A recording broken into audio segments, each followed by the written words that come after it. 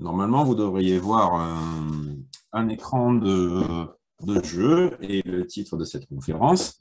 J'ai choisi ce premier écran à vous montrer parce que c'est, je trouve, un bon mélange en fait entre ce qui peut exister dans le domaine du jeu vidéo. Alors là, en l'occurrence, certes, c'est un jeu de tir à la première personne, ce qu'on appelle les FPS. Mais vous voyez que dans ce jeu-là, on a une incrustation avec cette onomatopée telle qu'on pourrait la retrouver dans des bandes dessinées pour décrire une explosion, un tir, quelque chose comme ça. Donc ça, ce jeu-là, ce jeu vidéo, c'est un jeu qui s'appelle 13, issu de la même BD. C'est un jeu qui a été créé par la société française Ubisoft. Alors, il a déjà quelques années, le jeu, il a déjà, je crois, plus de 15 ans maintenant. Donc, graphiquement parlant, ça vieillit, évidemment. Mais ils avaient fait des choix graphiques intéressants et on le verra un peu plus tard dans cette conférence. Alors, pour me présenter un peu plus et pour vous présenter ce que je fais, certes, j'ai des activités dans le jeu vidéo, mais pas que. C'est vrai que j'ai travaillé pendant 15 ans dans le web design et après ça, je me suis décidé à exploiter mes collections de jeux vidéo pour en faire des expositions animation. Quand je dis animation, c'est-à-dire qu'on peut jouer aux jeux que je propose, que j'expose. Et puis j'ai aussi des activités musicales ou des constructions de Game Boy géantes, comme vous pouvez le voir sur la partie droite de l'écran. Ces Game Boy sont jouables. Là, c'était pour une exposition à la Fondation EDF à Paris. Plus tard, elle a été exposée au musée du design à Saint-Étienne, en France également. Puis il y a une partie sur le sound design et la photo. J'ai quelques activités musicales également. Tout cela, si ça vous intéresse et si vous voulez en savoir plus, vous pouvez aller voir mon site davidbagel.com, tout simplement. Donc, pour en revenir au sujet d'aujourd'hui, les jeux vidéo et la bande dessinée, là, j'ai mis une photo qui montre un petit panel, en fait, des jeux vidéo issus de licences de bande dessinée, de jeux vidéo que je présente, que j'ai dans ma collection. Donc, ce sont des jeux physiques. Vous voyez, il y a des boîtes. Ça, c'est quelque chose qui va être de plus en plus difficile à trouver et à exposer, puisque de plus en plus de jeux sont dématérialisés. Donc, c'est vrai qu'on ne pourra plus exposer dans 20 ans, on n'aura plus de jeux de 2021 qu'on pouvait exposer facilement. Il y aura tout un pan de jeux qui n'auront pas de boîte, notamment les petits jeux. Les petits jeux ne se lancent pas dans la production de boîtes comme ça. C'est vrai que maintenant, on a effectivement toujours des boîtes pour des jeux comme des grosses licences, comme des FIFA, des Tomb Raider, Assassin's Creed, etc. Voire même des éditions collector très imposantes, avec une figurine,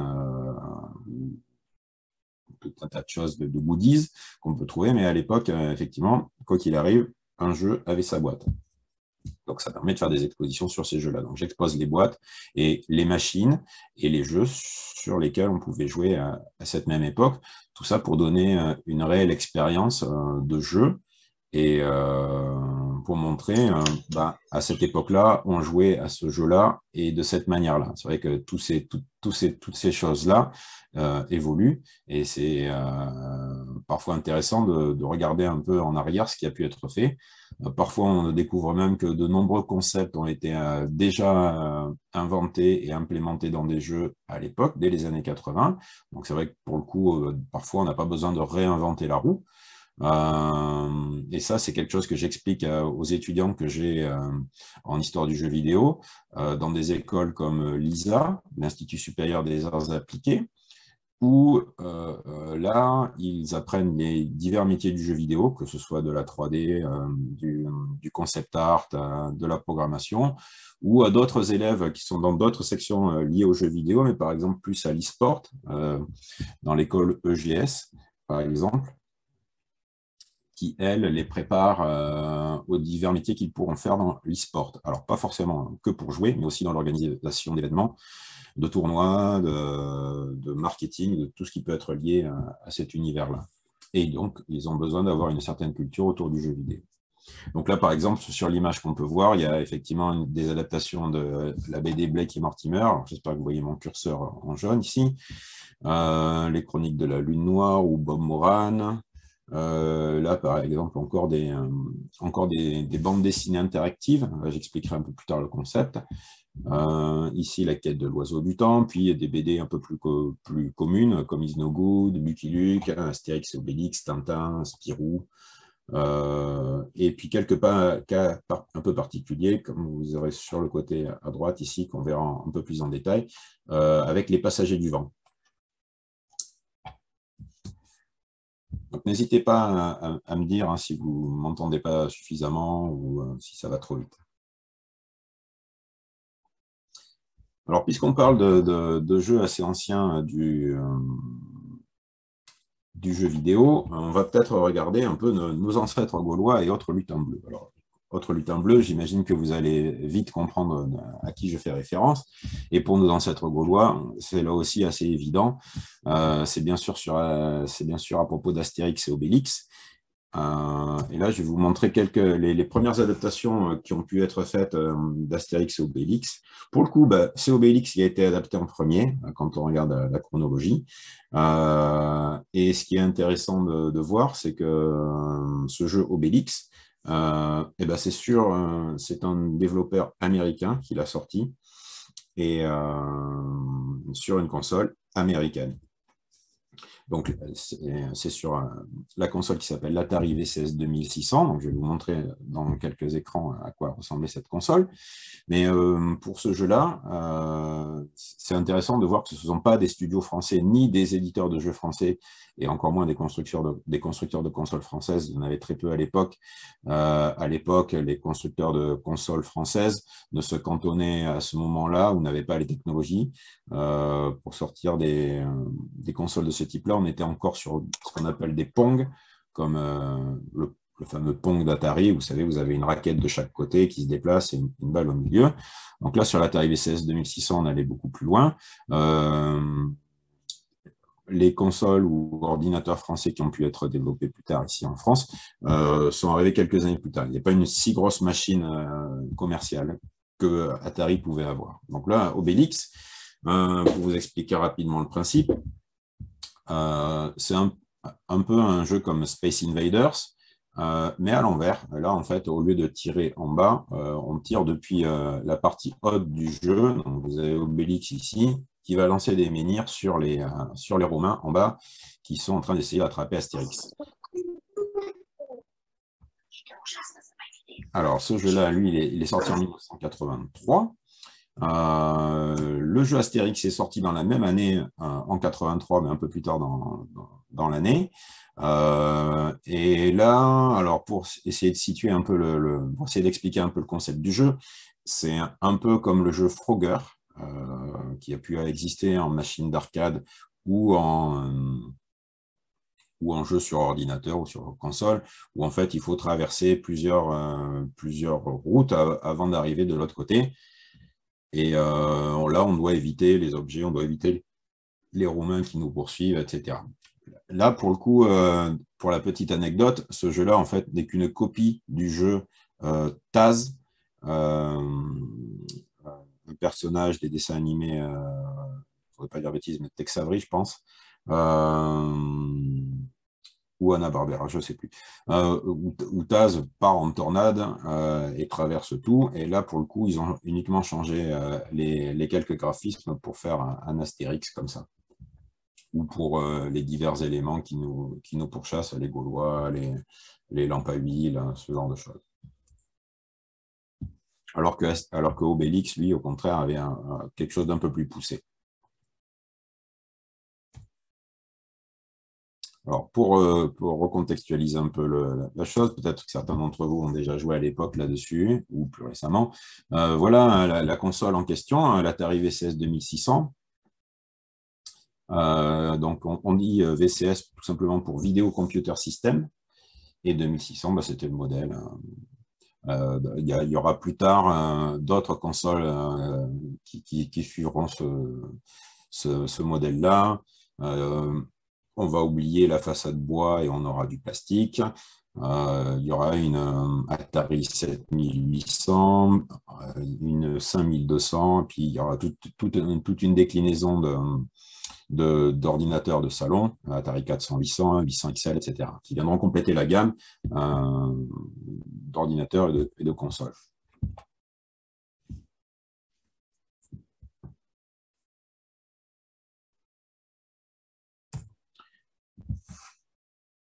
Là, j'ai mis deux publicités de l'époque, une dans un magazine français pour présenter les deux jeux, Astérix et Obélix, et puis une autre dans un magazine allemand. Voilà. Le jeu, lui, est sorti en 83 aux États-Unis, mais est sorti en 84 en France. Il y a toujours un petit décalage, et ça, c'est encore valable pour de nombreux jeux par la suite. C'est marrant de voir un peu la publicité allemande, puisqu'ils ont fait l'effort d'habiller les deux enfants en costume d'Obélix ou Astérix, mais il y a un deuxième effort qui est fait dessus, c'est qu'on voit les deux enfants à travers l'écran de la télé. En fait, on est à l'intérieur de la télé, puisque vous voyez, en fait, on voit le jeu par-dessus comme ça, et cet écran avec les bords arrondis, en fait, on est à l'intérieur de la télévision. Et puis, dans le titre de cette partie-là, je mentionnais aussi et autres lutins bleus. Les lutins bleus, évidemment, ce sont les Schtroumpfs qui ont eu leurs adaptations sur arcade, donc en borne d'arcade, je veux dire, sur l'Atari VCS 2600, la même console que je viens de vous présenter ici, mais aussi sur l'EcoVision, notre console. Et d'ailleurs, le jeu était produit par Coleco. Voilà le jeu, à quoi ça ressemblait. Pour le coup, c'est plus détaillé et les graphismes sont plus réussis que les adaptations d'Astérix et Obélix qu'on a pu voir juste avant. Et pour le coup, c'est un jeu de plateforme. Au contraire, ça ressemble, on va dire, un peu à Mario sur Nintendo, NES. Mais là, quand on arrive au bout de l'écran, en fait, l'écran s'enlève et il y a un nouvel écran qui s'affiche. Il n'y a pas ce qu'on appelle un scrolling, il n'y a pas de défilement horizontal perpétuel. C'est écran par écran. Mais ça, c'est lié aux capacités assez réduites de la console.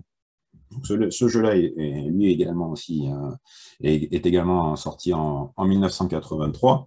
Et pour l'anecdote, du coup, c'est vrai que le jeu vidéo, moi, à l'époque, je n'avais pas ce type de console à la maison, mais j'avais un petit jeu LCD, comme je vous le présente ici. Alors, je ne sais pas si vous voyez, alors, je voudrais repasser sur, je ne sais pas si vous voyez ma vidéo. Je vais arrêter de partager l'écran 2 secondes pour vous montrer la vidéo. Est-ce que vous voyez mon écran? Ma caméra. Oui, oui. Oui, alors du coup, voilà, j'avais ce petit jeu électronique, ce qu'on appelait des petits jeux LCD, qui était donc lui aussi issu de la licence des Schtroumpfs. Et ce jeu-là, je le connaissais tellement par cœur. Voilà, ça, c'était la boîte. Voilà le petit jeu en question.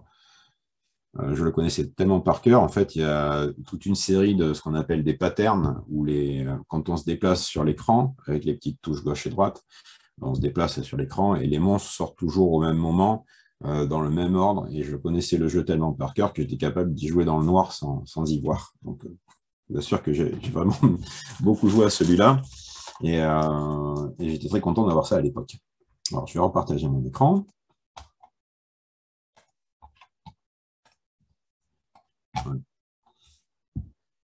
Ah oui, et donc pour rappel, donc là on est sur du jeu vidéo. Alors je ne vois pas pourquoi il y a deux qui s'affichent. Hein.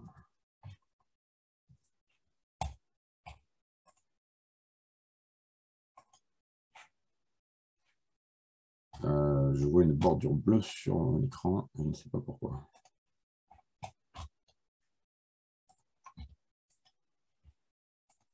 Ah.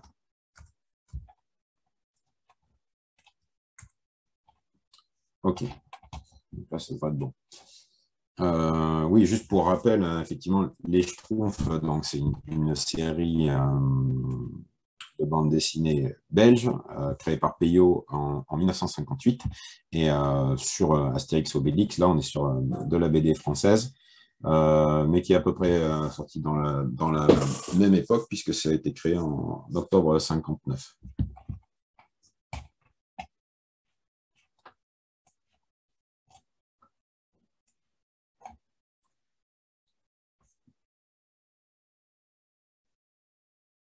Alors, là, on a vu des adaptations, pour le coup, qui ont été faites aux États-Unis, des adaptations de BD franco-belges. Donc, ce sont d'abord eux qui se sont intéressés à nos productions avant que nous-mêmes ne commencions à nous intéresser à nos propres productions. Donc, pendant ce temps-là, en France, qu'est-ce qui se passait? Il y avait déjà le Salon international de la bande dessinée d'Angoulême. Donc là, ça faisait déjà quelques années que ça existait. Et en janvier 80, là, la thématique de cette année-là, c'était sur le sport. Thématique qui, à l'époque, avait été un peu décriée parce qu'elle n'était pas forcément à succès. Il y avait très peu de production, en fait, dans ce style-là. Et les productions qui existaient n'étaient pas forcément de très bon goût. Donc, voilà, le sujet est un peu particulier. Et dans cette édition-là, au final, le premier prix sera, le prix du meilleur dessinateur sera remis à cette personne, François Bourgeon, qui cette année-là a présenté une bande dessinée qui s'appelle La fille sous la dunette. Alors, je vais vous présenter un peu plus tard la BD en question. Et cette BD-là va être adaptée en jeu vidéo. Et alors, c'est pas forcément la première adaptation de jeux vidéo, de bande dessinée en jeu vidéo à cette époque-là. En revanche, c'est commercialement parlant, c'est une des plus connues, plus importantes. Et je vais vous en présenter quelques autres. Donc, ce monsieur a fait d'abord, lui, des études classiques où il intègre, mais il intégrera ensuite les métiers d'art à Paris. Il y apprend l'art du vitrail, il obtient un diplôme de verrier, mais il ne va pas forcément travailler là-dedans. Il a quand même une passion, c'est le dessin, donc il va se lancer là-dedans. Et c'est après avoir sorti quelques illustrations dans un magazine qui s'appelait Lisette et Nad, qui pourra faire sa première BD à lui, qui sortira en 1972, qui s'appellera La nuit vient de la mer. Donc il a toujours une certaine on va dire, affection pour l'univers maritime, l'univers des voiliers, tout ce genre de choses. Donc, quelques années plus tard, du coup, 7-8 ans plus tard, quand il fait cette BD La fille sous la dunette, ça va être une série de plusieurs exemplaires, de plusieurs épisodes. Et le premier épisode s'appellera Les Passagers du Vent, et c'est cet épisode qui va être adapté en jeu vidéo. Il y aura une suite qui correspondra à un autre épisode. Ça s'appellera tout simplement Les Passagers du Vent 2.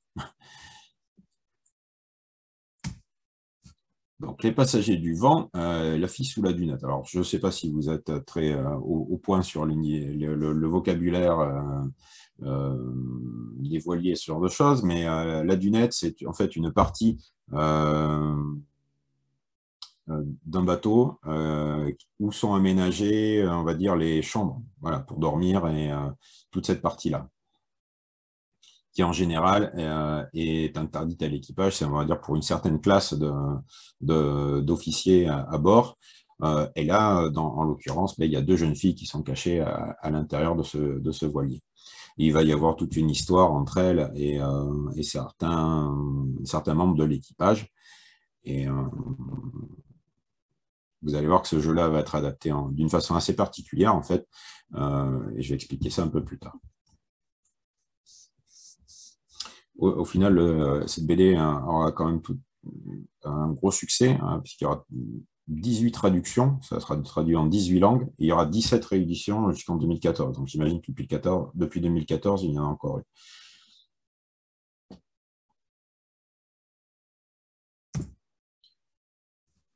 Donc voilà, Les Passagers du Vent, ça va être adapté par Infogrames, une société française. Ça va être adapté en 1986. Donc vous voyez, il y a quand même quelques années qui sont passées entre la sortie de la BD et la sortie du jeu. Pour le coup, là, je vous ai mis les diverses machines sur lesquelles c'est sorti, ce jeu-là. Donc, sur l'ordinateur Amiga, sur l'ordinateur Atari, MS-DOS, donc ça veut dire sur PC et compatible, sur Amstrad CPC, sur PC 1512, donc c'est un PC Amstrad, sur le Commodore 64, les machines Thomson MO6, TO8D, etc., ou voire même des machines japonaises comme le MSX2. Donc là, ça reprend, le texte reprend un peu le résumé de la BD, tout simplement. Et en fait, c'est quand même un peu ce qu'on appelle une BD interactive. Donc, c'est vrai qu'on voit beaucoup d'écrans graphiques et on doit faire des choix. Ce n'est pas vraiment un jeu d'action, comme on pourrait l'entendre. Il y a des choix qui nous sont proposés. On peut parfois changer de personnage. Là, on va avoir la possibilité d'interpréter jusqu'à 15 personnages différents. Alors, c'est un peu pompeux comme ça à dire. C'est vrai que, bah, en fait, dans tel ou tel écran de jeu, on nous proposera d'incarner tel personnage et de faire un choix. Donc, le mot incarner ou d'interpréter un personnage différent, ça sera quand même assez réduit. Ce qui va beaucoup plaire à l'époque, ce sont les graphismes du jeu, qui ont plu beaucoup, qui étaient assez novateurs pour l'époque. Alors, certes, vous allez voir que maintenant, bah, vous allez peut-être trouver que ça a un peu vieilli, voire même beaucoup. Suivant les machines sur lesquelles on y jouait, les graphismes étaient très différents d'une machine à une autre. Je vais vous montrer aussi à quoi ça ressemblait. Ce qui était intéressant, en revanche, c'était que à l'intérieur de la boîte du jeu, on avait la BD qui était fournie avec, et il était capital de lire la BD avant de se lancer dans le jeu, parce que bien souvent dans le jeu, on va avoir besoin d'indices qui ne sont que dans la BD et pas du tout dans le jeu. Donc il y avait c'est un peu l'obligation d'avoir lu le livre, d'avoir lu la BD avant de se lancer dans l'aventure sur ordinateur. D'ailleurs, c'est pour ça qu'ils avaient sous-titré il y a des sagas qui ne se racontent pas, elles se vivent. Voilà. Donc, ils essayaient au maximum de faire comprendre qu'en jouant au jeu, c'était une toute autre expérience que la simple bande dessinée.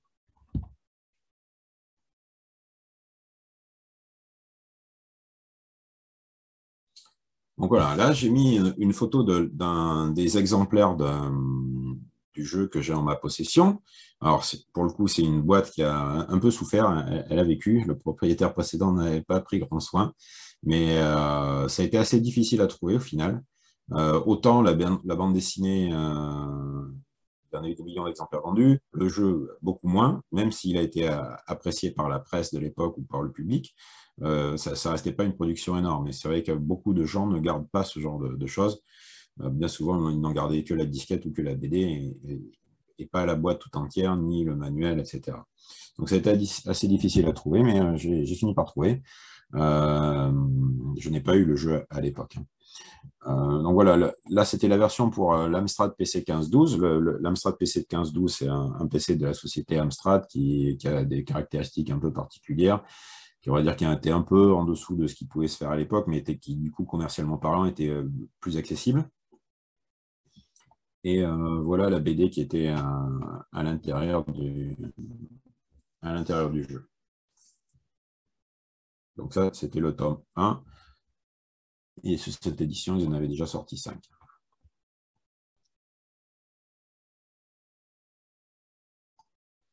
Donc voilà, quelques planches à l'intérieur. Vous voyez, il y a quand même beaucoup de choses à lire dans chaque case. C'est quand même assez bien rempli. Donc pour le coup, il y a aussi des indices ou des choses comme ça qu'il faut lire dans le texte aussi, pas que dans les images.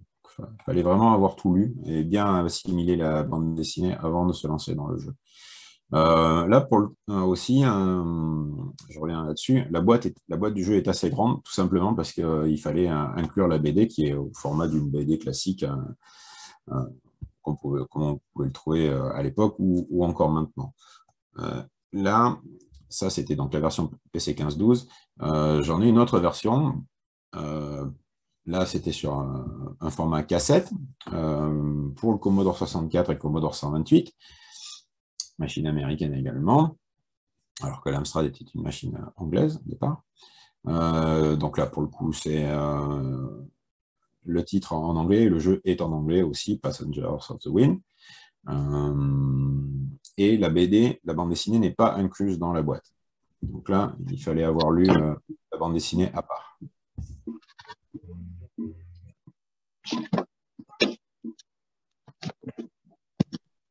Tout à l'heure, je vous expliquais qu'il y avait des différences assez notables en termes de graphisme.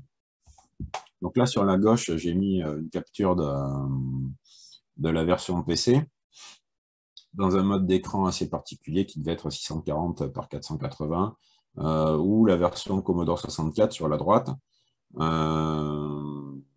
Pour le coup, était juste en 1, 2, 3, 4 couleurs. C'est assez réduit, et pareil pour ici. Mais un mode particulier où il y a des trames. Donc les graphismes de cette version PC n'étaient pas les plus réussis. Au final, peut-être que la version Commodore 64 était un peu mieux. Mais quand on va y regarder de plus près, ce sont peut-être... Alors là, j'en ai mis encore deux exemples. Ça, c'est le premier écran du jeu, où on va... ils vont commencer à nous expliquer un peu l'histoire comment ça va se passer sur le bateau et en dehors. Et les deux personnages qu'on peut jouer, ce sont les deux filles au début qui sont situées sur la côte.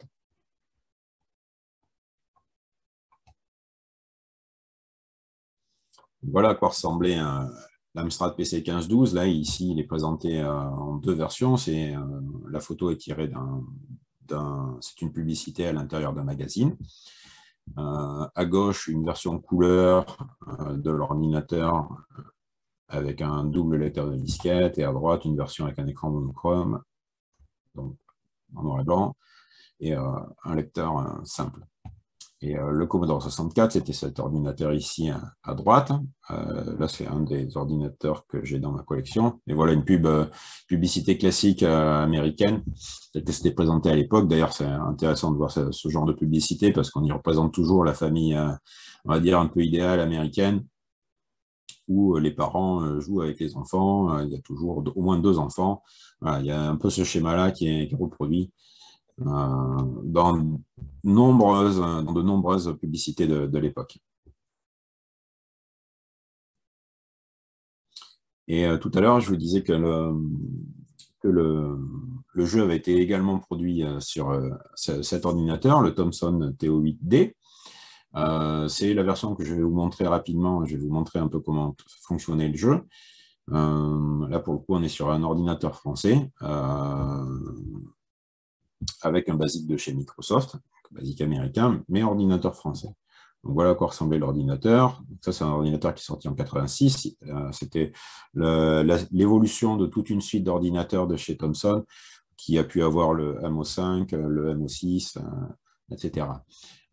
Ces ordinateurs Thomson ont été assez répandus dans les écoles françaises dans les années 80, car dans les années 80, le gouvernement voulait mettre en place ce qu'ils appelaient le plan informatique pour tous.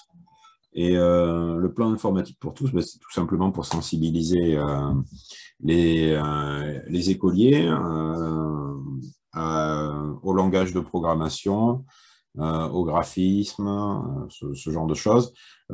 Moi, pour le coup, étant enfant dans les années 80, j'y ai eu droit en classe de CM2, donc je devais avoir 10 ans par là. Et un samedi matin sur 2, j'avais des cours d'informatique sur ce qu'on appelait le nano-réseau Thomson MO5, c'est-à-dire qu'on avait plusieurs ordinateurs MO5 connectés entre eux, et le professeur, depuis un ordinateur PC, lançait des programmes sur l'intégralité des ordinateurs connectés à ce réseau-là. Et on faisait de la Tortulogo, donc c'est un langage de programmation qui permet de dessiner, de faire du graphisme avec un langage de programmation. Donc c'est un peu particulier, mais c'est assez efficace. Ça permet de comprendre les notions d'algorithme, de sauvegarde, de lancement de programme, de compilation, etc. Voilà à quoi ça ressemblait de plus près. Le lecteur de disquette qu'on peut apercevoir sur la droite. le clavier donc AZERTY, puisqu'on utilise un clavier AZERTY en France. Et voilà les graphismes sur l'ordinateur TO8D. Donc pour le coup, il n'y a peut-être pas beaucoup plus de couleurs, mais au final, elles sont, je pense, plus réussies, notamment sur ces écrans-là. Les palettes de couleurs sont peut-être plus adaptées à ce jeu-là, ou même encore sur cet écran-là. Un jour assez gris, mais on reconnaît bien la ville, l'oiseau, etc. C'est beaucoup mieux défini que sur le PC 1512. Voilà, ça permettait aussi d'avoir ce genre d'écran avec pour symboliser un lever de soleil sur 3 planches, sur 3 niveaux. Donc, ce que je vous propose de faire, on peut essayer pendant 5 petites minutes, on va essayer, je vais vous montrer le jeu tel qu'il fonctionnait. Alors, je vais faire ça pendant 5 minutes juste. Vous allez voir que c'est un rythme de jeu assez lent. Il n'y a pas grand-chose à faire. Ce sont juste des choix à faire.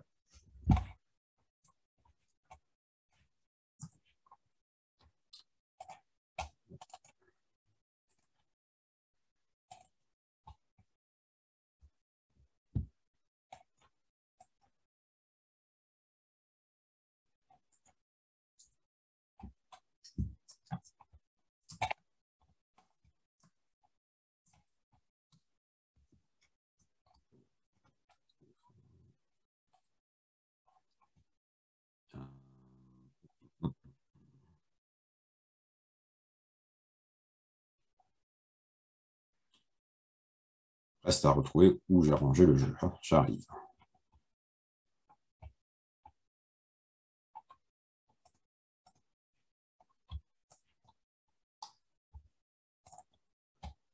Voilà. Donc là, vous allez peut-être le voir en petit sur mon écran. J'espère que ça sera assez grand pour vous.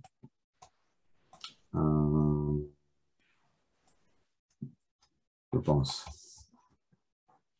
Donc, c'est une version qui a été recompilée et convertie pour Windows. Donc, il y a les 2 épisodes, Les Passagers du Vent 1 et 2, mais on va regarder le premier.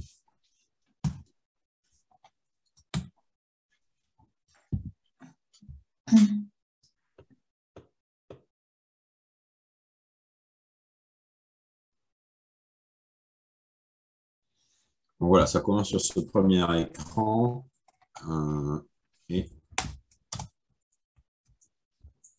Alors voilà, on a du coup un petit curseur là, que je vais déplacer au fur et à mesure. Et je vais devoir aller cliquer sur le bateau.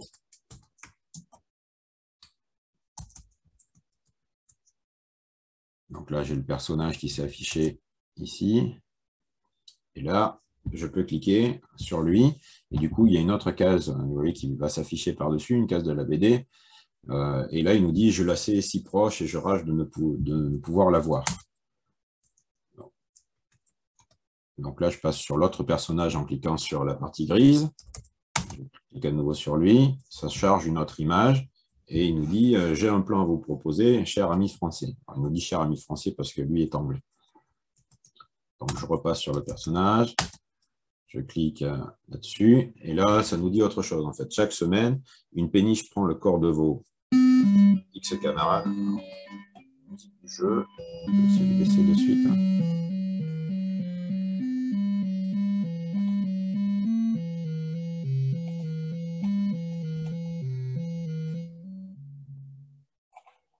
Et la musique est assez forte.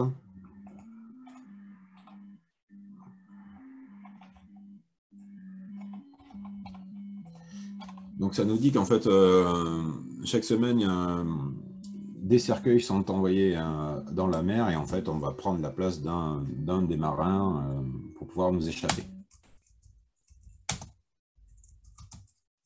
Donc là, on va choisir « Le risque n'est pas mince » ou alors « Mais le plan est le seul que j'accepte » à mi-anglais. On va dire qu'on accepte. Bientôt libre, mais l'anglais est-il de confiance? Alors on s'interroge aussi. Donc on va repasser sur l'écran droit. On va faire parler l'anglais. Tenez-vous prêts. J'ai besoin de 2 hommes pour m'aider, etc. On continue. On continue. C'est une espèce on continue en fait dans l'histoire. Là, il va avoir besoin de soit souffler sur la bougie, soit comment agir sans éveiller trop de soupçons chez les gardes. Donc, on va souffler sur la bougie. Et du coup, il appelle les gardes pour les faire venir avec une lanterne.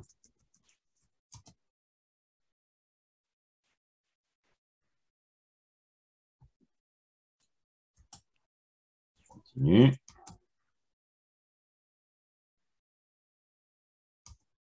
Alors, quand on va pas plus loin, il faut passer sur l'autre personnage. On entame son plan, mais pas mal l'anglais. Hop. On passe sur l'autre personnage, on le fait parler. Et voilà, de cercueil à la mer.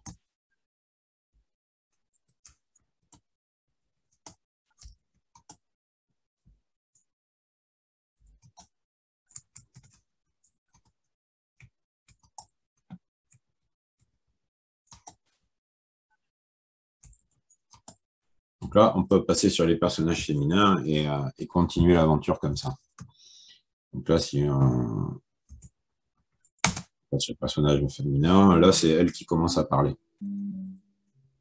Et en général, quand il y a une phase de jeu comme ça qui change, c'est un peu souligné par une petite musique comme on peut l'entendre.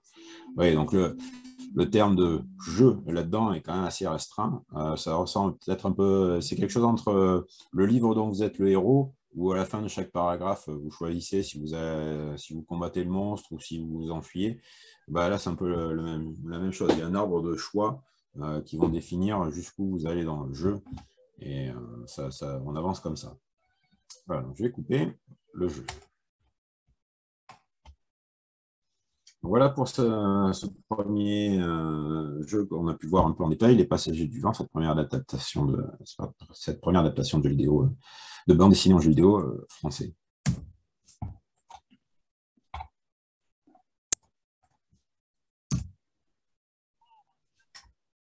Alors, on va aussi parler du coup de BD interactive, puisque ce que j'étais en train d'expliquer, c'est que effectivement, c'est du jeu vidéo, certes, mais on a plus des cases où on fait des choix et du coup, ce qui nous est présenté est différent. C'est quelque chose qui pourrait exister aussi au final sur papier. À la fin de chaque case ou de quelques enchaînements de cases qu'on peut lire, on peut choisir si on veut que le personnage combatte un monstre ou fasse autre chose, etc. On pourrait avoir ce type de choix, ce type d'interactivité dans la bande dessinée aussi. Et là, pour le coup, sur un ordinateur, c'est facile à mettre en place. Donc, de la BD interactive, c'est un peu le terme qui va être utilisé à l'époque pour parler de ce type de jeu. Et un autre exemple, c'est une bande dessinée qui s'appelle Turlock le Rôdeur, qui sera adaptée en jeu vidéo par une entreprise française, Cobrasoft, et qui sortira sur les divers ordinateurs de l'époque, donc entre 87 et 88. Donc là, c'est un peu le même type de jeu. En revanche, on va dire que ça va quand même un peu plus loin, il y a un peu plus d'action. Le personnage et l'univers est plus typé jeu de rôle. Donc on va se retrouver avec des caractéristiques sur notre personnage, telles qu'on peut les avoir dans des jeux actuels.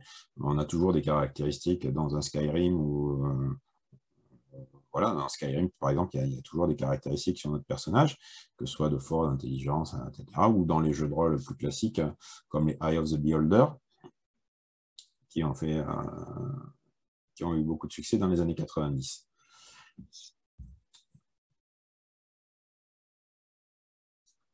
Donc là, j'ai mis sur la droite un extrait d'un article sur le jeu, quand il est sorti.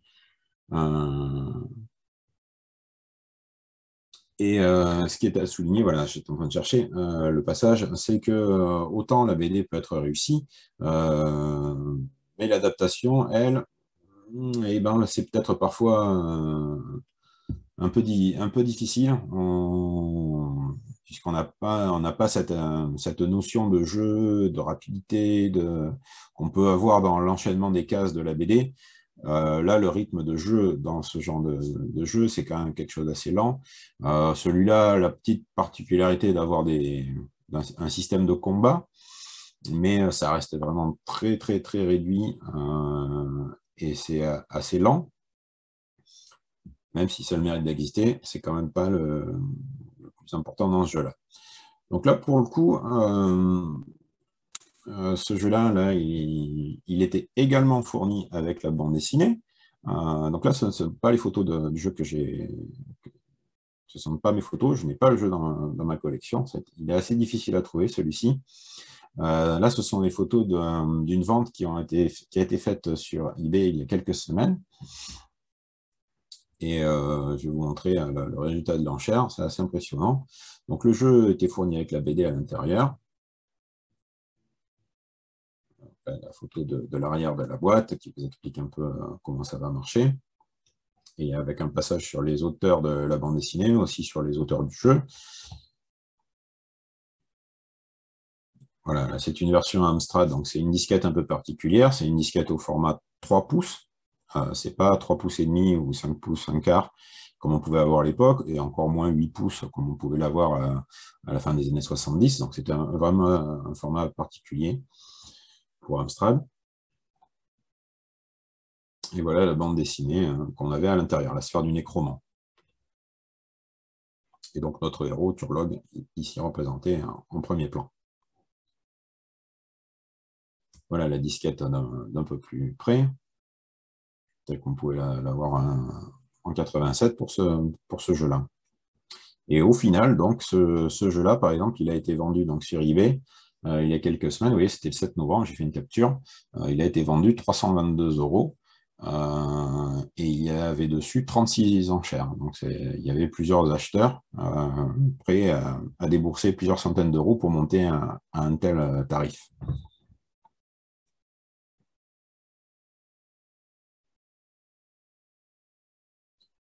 Donc là également, je vais prendre peut-être 5 minutes pour vous montrer un peu comment ça fonctionne.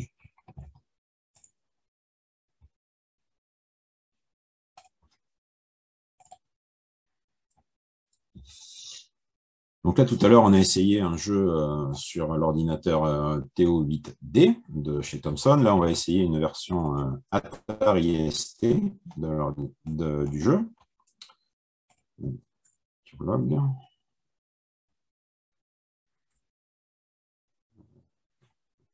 prends le jeu. Alors là, j'essaye dans un émulateur. Hein. Là, tout ce qu'on essaye, ce sont des émulateurs. Je n'essaye pas sur la vraie machine.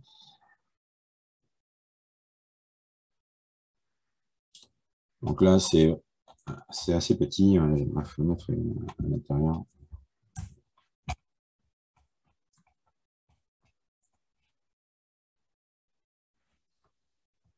J'enlève ça. Voilà, bah, j'ai réussi à agrandir, donc ça doit être déjà plus lisible.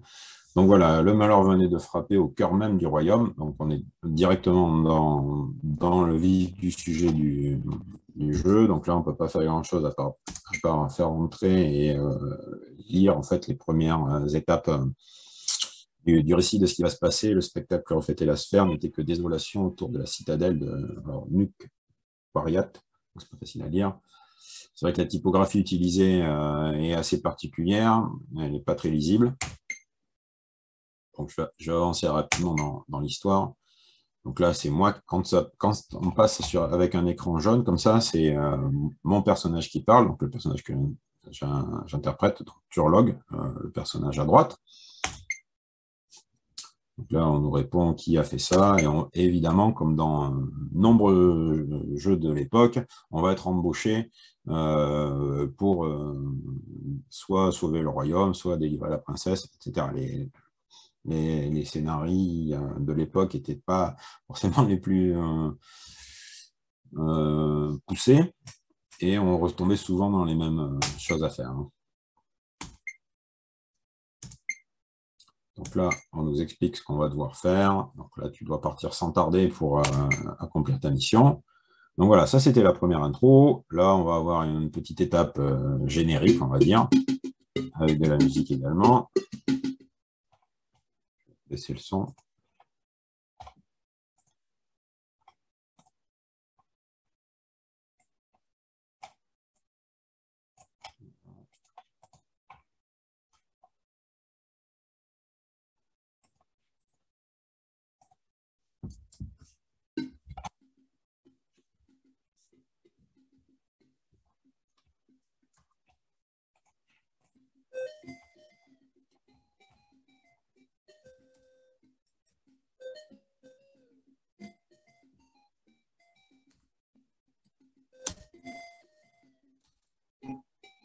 On a tout le détail des personnages, qui a fait la programmation, le scénario.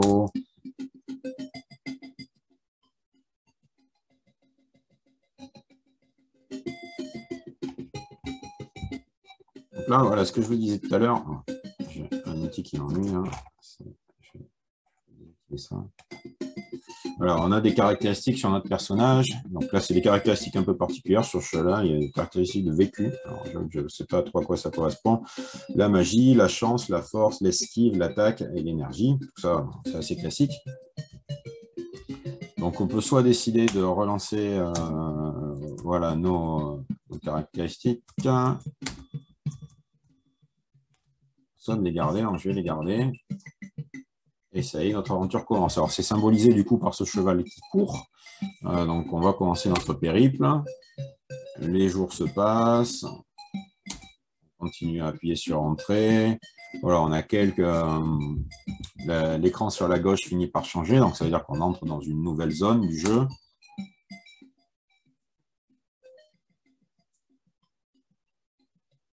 Et là, on fait des rencontres. On va rencontrer ce personnage féminin qui va nous proposer du coup une potion qui évidemment va nous aider, heureusement.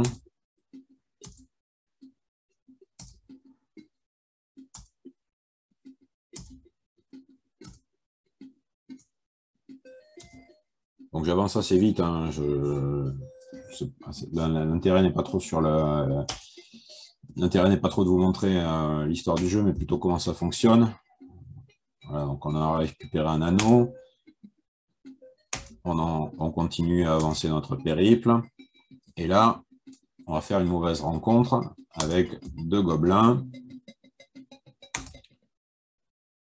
Et donc là, on va passer sur une partie de combat.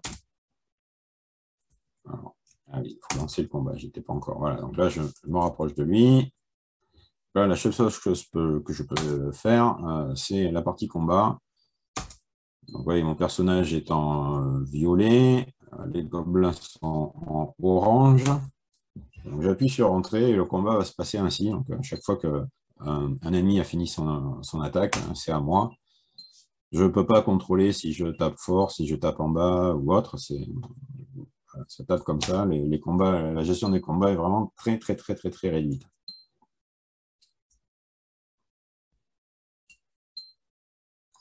David, excusez-moi, il y a une question dans le chat.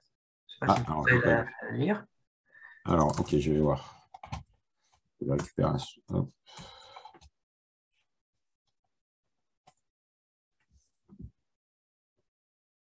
On se demande ce qui se passe si on appuie sur l'épée.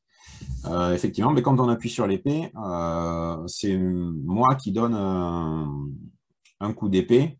Mais contrairement à un jeu actuel, où tu vas pouvoir appuyer sur le bouton plein de fois et donner des coups assez rapides, là, pour le coup, on ne peut pas.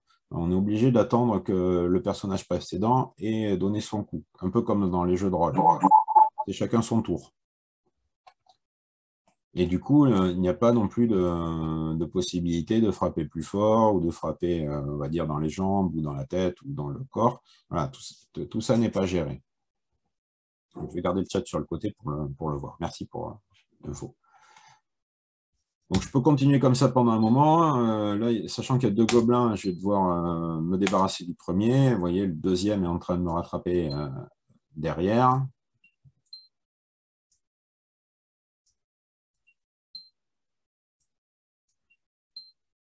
Donc ça peut durer assez longtemps, l'énergie ne descend pas très vite.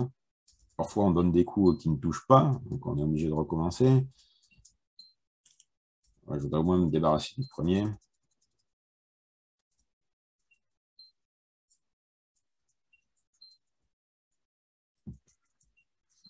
Voilà. L'autre est arrivé, donc je commence à m'occuper de l'autre aussi. Je peux me tourner avec la flèche gauche. Non, je ne peux pas.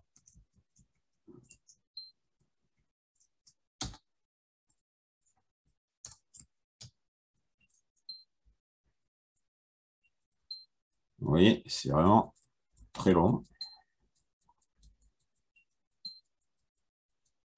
Alors, il y a une partie un peu aléatoire sur cette gestion des combats, puisque quand j'ai préparé ce document et cette intervention, j'ai rejoué au jeu et j'avais réussi à me débarrasser du premier monstre avant que le deuxième me rattrape. Vous voyez, là, j'ai les deux sur le dos.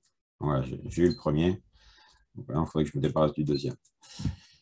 Voilà, je vais en rester là sur la démo de ce jeu-là. En fait, tout le reste va être comme ça. On avance dans le jeu, on fait parfois des mauvaises rencontres, parfois des bonnes rencontres avec, qui vont nous donner des objets, etc. Donc, ça reste encore une BD un peu plus interactive que celle qu'on a vue juste avant. Et voilà, on reste sur ce type de jeu.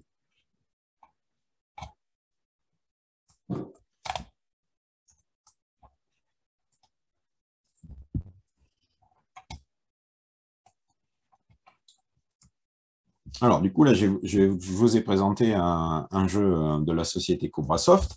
Du coup, on va s'intéresser un peu à cette société-là, Cobrasoft, et son fondateur, Bertrand Brocard, qui a donc créé cette société dans les années 80, qui s'appelait Cobrasoft, jusqu'à ses activités de maintenant, on va dire, ses activités contemporaines, avec le CNJV. Le CNJV, c'est le Conservatoire national du jeu vidéo. Et alors, M. Brocard est maintenant n'est plus en activité, mais son activité, du coup, perso, c'est de récupérer les éléments qui ont été créés en amont de tous les jeux vidéo de cette époque-là, par des studios français.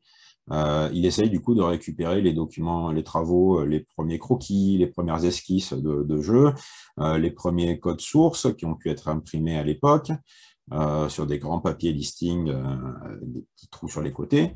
Il s'occupe de récupérer tout ça, de recontacter les familles des personnes qui travaillaient là-dedans, parfois les personnes directement, parfois aussi malheureusement certaines personnes sont décédé depuis là, les années 80, c'était il y a déjà 40 ans.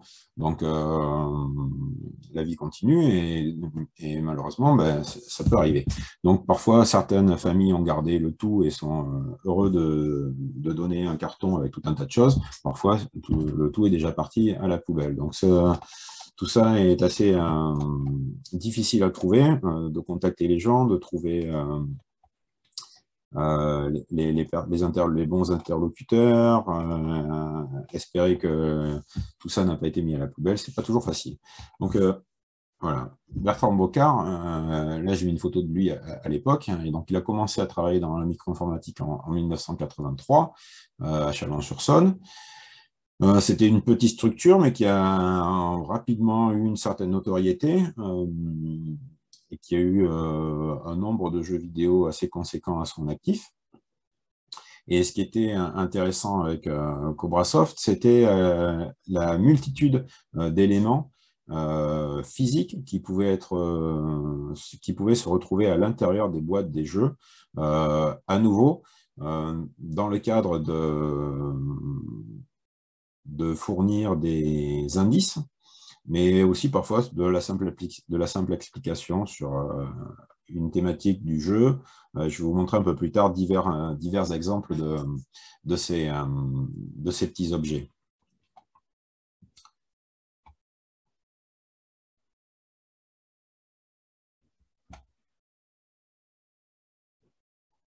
Donc voilà, ce dont je vous parlais tout à l'heure, le Conservatoire national du jeu vidéo, là je vous ai mis une capture d'un post sur Facebook, un post de 2017, où justement quelqu'un lui a envoyé un exemplaire des Passagers du Vent 2, donc la suite du jeu dont je vous parlais tout à l'heure.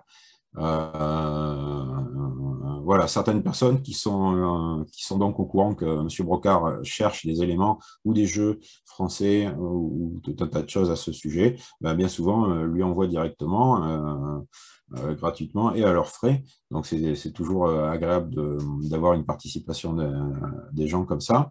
Cette même mécanique de recevoir des objets ou des jeux ou des consoles, d'autres associations en bénéficient, comme l'association Anno 5 à Paris, ou même moi, à mon compte, c'est vrai qu'on m'a donné beaucoup de choses. C'est vrai, quand les gens apprennent que vous présentez tout ça pour que le public puisse en profiter, évidemment, on est plus enclin à vous le donner que si c'est juste que vous le gardiez dans une collection personnelle sur votre étagère, ou alors la pire situation, c'est que vous le récupériez gratuitement et que vous le revendiez derrière. Donc ça, c'est l'aspect financier le plus horrible, on va dire. Donc là, pour l'instant, alors ça, c'était ce poste-là d'il y a quelques années, mais en 2010, les archives en question étaient rassemblées à la Cinémathèque de Bourgogne. Depuis, je pense que ça a changé. Il y avait environ 20 mètres cubes de documents. 20 mètres cubes, c'est déjà très conséquent. Et ça a évolué depuis. Donc tout à l'heure, je vous disais que dans les divers éléments qu'on pouvait avoir à l'intérieur des jeux, effectivement, alors là, je vous présente un jeu qui s'appelle Meurtre à grande vitesse, donc un jeu Cobra Soft, là c'est dans sa version pour Amstrad, une version cassette. Et vous voyez, c'est déjà écrit sur la boîte du jeu, à l'intérieur, donc une cassette du programme, une notice et 13 véritables indices, à savoir des lettres, des papiers, des objets. Tant que je suis sur la pochette du jeu, là, sur la partie arrière, il y avait un petit tableau avec des couleurs différentes. Donc, vous voyez des colonnes, 1, 2, 3, 4, 5 jusqu'à 11, et puis des lignes qui sont A, B, C, D, etc. jusqu'à la ligne V. C'était le système de protection du jeu, où dans le jeu, on vous demandait... ligne 4, colonne 4, ligne M, quel est l'enchaînement de couleurs? Là, du coup, il fallait dire que c'était noir, bleu, bleu, jaune, etc. C'était pas quelque chose de compliqué en soi, mais c'était dur à reproduire, du coup, c'était long et fastidieux. Dur, peut-être pas, mais c'était long et fastidieux. Du coup, ça refroidissait un peu les personnes qui voulaient pirater le jeu, on va dire. Donc, je vais vous montrer quelques éléments. Donc, on a effectivement la cassette du jeu. Donc là, ce sont des images qui ont été récupérées sur le site CPC Power, un site consacré à l'Amstrad. Donc, ils ont mis leur logo par-dessus. Donc, effectivement, on avait une photo. Donc, le jeu s'appelle Meurtre à grande vitesse, puisque c'est un rapport du coup avec le TGV. Donc, vous aurez compris assez facilement que c'est un peu une translation des meurtres d'Agatha Christie dans l'Orient Express. Donc voilà, un peu une version à la française dans le TGV, dans notre train à grande vitesse à nous. Et voilà une partie des indices qui étaient à l'intérieur. Alors avec deux choses qui ne sont pas en photo, mais on y trouvait aussi une épingle à cheveux et une lime à ongles rouges en carton cassé. Il y avait des pages d'agenda où étaient écrits diverses choses au stylo. Il y avait une lettre écrite en allemand, un bulletin de paye avec tout le détail de la paie de M. Jean-Jacques en 1984. Il y avait une publicité pour l'eau de Mont-Saint-Michel, un message a priori illisible, mais on se doute bien que ça doit être un code qu'on va devoir trouver, on va devoir déchiffrer. Une petite note sur un papier d'un bar-hôtel, pensez à téléphoner à l'hôtel, le bar-hôtel de Florida. Et puis, il y avait quelques indices, genre, par exemple, le moteur du TGV pèse lourd dans la solution, signé un ami qui vous du bien. Il va falloir trouver ce que ça veut dire, il va falloir voir ça. Puis voilà, quelques autres indices. Voilà, il y avait également aussi sur la cassette que je vous ai montré tout à l'heure, voilà, il y a une première face où il y a tout simplement le programme du jeu. Donc la première face, on la lisait dans un petit lecteur cassette pour l'ordinateur. En revanche, l'autre face, il fallait la lire une fois que le jeu était chargé, ou il fallait l'écouter avant ou après. Il fallait l'écouter sur votre magnétophone ou votre chaîne hi-fi. Et là, c'était un enregistrement audio qui est assez long d'ailleurs, où il me semble que c'est un des personnages du jeu donne des instructions à sa secrétaire au téléphone et voilà. Il y a ça qu'il faut écouter puisqu'il y aura également des indices dans ce message audio. Ah ben, j'imagine que vous l'entendez. Bonsoir, mademoiselle. Comme prévu, je suis de retour des USA. Je ne vous verrai pas déjà, donc je vous laisse cette cassette. Il y a une lettre à dicter, c'est très urgent. Voilà, j'ai coupé parce que la qualité audio du message n'est pas très bonne, mais c'était assez amusant parce que le personnage en question a un accent très fort du sud de la France, donc ça faisait assez rire le reste de la France, donc c'était assez rigolo.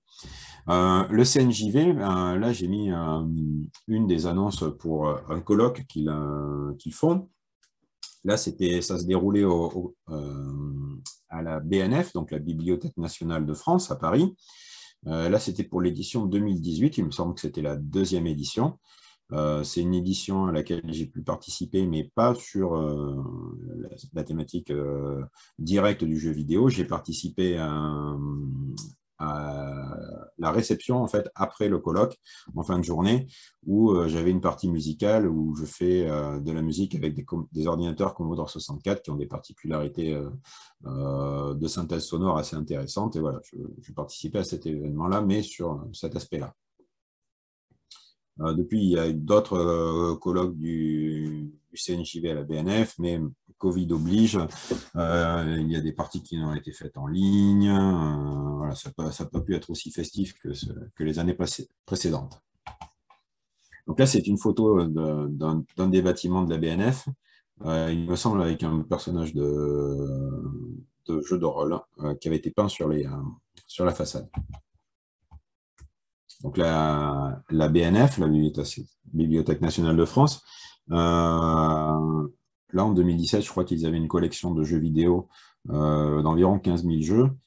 Alors pourquoi ils ont tout ça? C'est tout simplement parce que chaque jeu qui est censé être distribué en France doit être inscrit à la Bibliothèque nationale de France. C'est ce qu'on appelle le dépôt légal. Et du coup, normalement, chaque éditeur qui sort un jeu en France doit envoyer un exemplaire à la BNF. Donc, mécaniquement, il récupère comme ça chaque année énormément de jeux. En revanche, ce dépôt légal n'existe que depuis, il me semble, 1995. Donc, ils n'ont pas forcément eu beaucoup de jeux sur l'époque précédente. En revanche, maintenant, évidemment, ils essayent d'agrandir leur collection sur cette période-là de leur côté, évidemment. Donc là, lors de ce colloque, il y avait une petite partie exposition de la part du CNJV. Du coup, avec les documents dont je vous parlais tout à l'heure, donc là, il y a Meurtre à grande vitesse et Meurtre high-tech. Mais si je pouvais agrandir un peu, en fait, on voit qu'il y a le listing du code source du jeu. Là, on voit par exemple la première esquisse de la jaquette du jeu, là, une deuxième esquisse. Là, on a le personnage de Shanghai Express qui va être dessiné comme ça, qui ressemble à Marlène Dietrich. Voilà un peu tout ce qui était exposé en vitrine. Voilà, de plus près, on y verra mieux. Donc les dessins d'illustration, vous voyez, les dessins d'illustration étaient faits en simple stylo bic. Là, la première version de la cassette. Là, les dessins au pixel qui seront reproduits après sur l'ordinateur. Là, on utilisait un papier à petits carreaux. Donc là, le code source du jeu. Voilà, là, c'est un jeu d'un autre éditeur, puisque du coup, évidemment, le CNJV ne s'occupe pas que des jeux de Cobrasoft, il récupère tous les jeux de tous les éditeurs qu'ils peuvent, hein, français. Donc là, Mon Pity Island, c'était de l'éditeur de jeux Lancor, qui sortait des jeux d'aventure aussi dans les années 80-90. Donc là, il y avait divers documents sur les listes des objets, par exemple, la liste des objets qu'on va pouvoir avoir dans le jeu, divers documents, des arbres de choix, j'imagine, là, ici. Pareil sur les différentes actions qu'on peut faire, sur accoster, aller, appuyer, argumenter, etc., cacher, déposer. Voilà, donc de nombreux documents, le code d'histoire. Alors, ce genre de documents, on peut le trouver aussi, donc pas que le CNJV, je vous en parlais tout à l'heure, on peut aussi le trouver dans des associations comme amo5.com à Paris, qui, eux, ne sont pas que sur l'aspect jeu, ils sont aussi beaucoup sur l'aspect matériel. Ils ont une collection de milliers de machines, consoles et ordinateurs, tout confondus. Et aussi, ils ont toute une liste de personnages illustres du jeu vidéo, que ce soit français ou d'ailleurs, qui sont en tant que parrains ou membres d'honneur de cette association. Voilà, eux, ce qu'ils ont pu récupérer, par exemple, un bon exemple, c'est des documents de travaux sur le jeu Tintin au Tibet, qui a eu son adaptation faite ici, par exemple, sur la Super Nintendo, de chez Nintendo. Alors, à nouveau, un jeu infogramme, éditeur français. Donc voilà, là, on a par exemple des documents datés d'août 1994 sur Tintin au Tibet. Et là, ce sont des documents sur le game design pour les versions Super Nintendo et Mega Drive chez Sega. Donc voilà, là, escalade, recherche de l'écharpe jaune. Donc le joueur dirige l'ascension de Tintin et il doit également veiller à la bonne progression du capitaine Haddock. Donc, dans le jeu, là, sur cette partie-là, le programmeur qui voit ça va devoir se dire, alors, OK, si Tintin doit monter, je dois poser des objets pour qu'il puisse monter, que le capitaine Haddock puisse monter lui aussi. Là, je vois qu'il y a écrit neige et roc. J'imagine qu'il y a des objets ou de la neige qui vont nous tomber dessus, qu'il va falloir éviter. Ça va faire partie du jeu. Voilà, là, ce sont d'autres éléments sur ce qu'on appelle les sprites, donc sur les personnages, en fait, tels qu'on va les voir dans le jeu, sur la place qu'ils prennent, sur les types de sprites qu'ils pourraient avoir. Vous voyez, ça va de la corbeille de fruits au paysan, à l'animal, le yak, la touffe d'herbe. Et on voit aussi que les sprites font des 8 par 8. Donc j'imagine 8 pixels par 8 pixels. Pour les sprites moyens. Voilà, là, une séquence sur l'animation du personnage et ce qui se passe quand il y a une action qui lui arrive dessus. Là, par exemple, ce sont des rochers, des blocs au plafond qui se détachent, donc il va devoir courir. Donc là, on voit dans l'animation qu'on va devoir comprendre qu'il court, donc c'est pour ça qu'il y a des petits éléments devant et derrière qui nous symbolisent ça. Quand les rochers tombent, il y a un nuage de neige à l'impact qui se dissipe rapidement. Voilà, il y a tout un tas d'informations qui sont données à travers ce type de documents et du coup qui sont intéressants de voir parce que on sait comment ça a été réfléchi et comment ça a été transmis.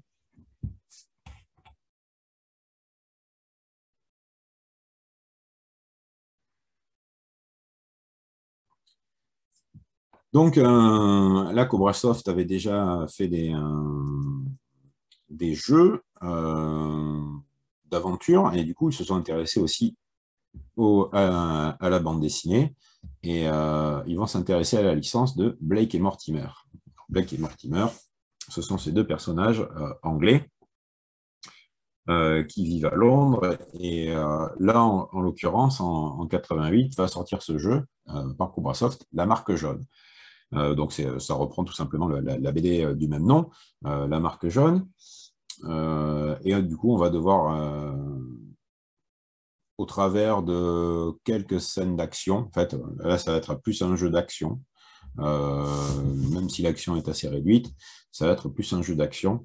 Ça va même peut-être être assez proche de ce qu'on appelle maintenant les QTE, les Quick Time Events, où il faut appuyer au bon moment pour que le personnage ne s'en aille pas et qu'on le trouve. Ça va être plus quelque chose comme ça, pour essayer de vous expliquer un peu le jeu. Donc voilà, la marque jaune, c'est voilà, une couverture de la BD. J'en profite pour, si un certain des élèves de l'atelier de demain regarde, on va travailler sur cette BD-là et sur ce jeu-là. J'en profite pour vous avertir, pour vous prévenir. Voilà, donc ça, c'est la BD. Et voilà la boîte du jeu. Donc, ça reprend les mêmes éléments. Et ils disent Damned, enfin au logiciel. Donc, ça y est, enfin, la marque jaune est adaptée en jeu vidéo. Sur la partie gauche, il y a quelques petites captures ou reproductions, on va dire, des écrans du jeu. Et sur la partie droite, sur la partie haute, pardon, il y a quelques-uns des personnages qu'on aura dans le jeu. Et on retrouve bien le logo du Cobrasoft. Là, j'ai mis quelques captures d'écran de la version Amstrad, il me semble encore, sur les aventures de Blake et Mortimer.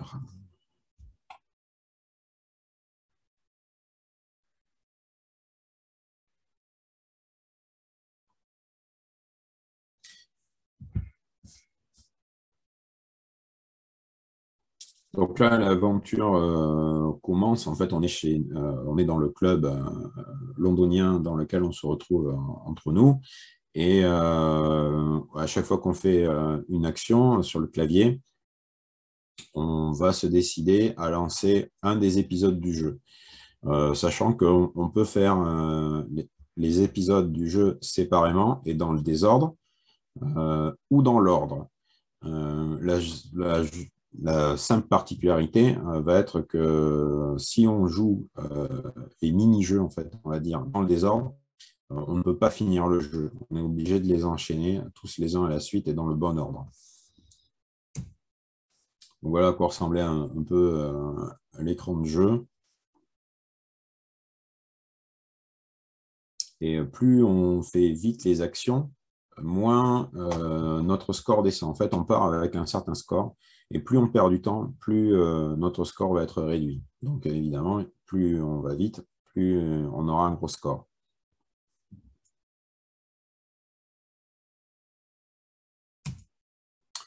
Et alors ensuite, on pourrait se demander qu'est-ce qui a bien pu être adapté en jeu vidéo, parce que là, c'est vrai qu'on a vu quelques exemples assez particuliers sur les productions franco-belges ou françaises uniquement. À quoi on a pu jouer ensuite? Donc là, j'ai mis un peu d'autres adaptations et je vais vous montrer au fur et à mesure des écrans de jeu en vous expliquant un peu comment ça marchait. On a pu avoir des adaptations de Blueberry, des tuniques bleues, de Largo Winch. Donc là, une petite capture d'un jeu sur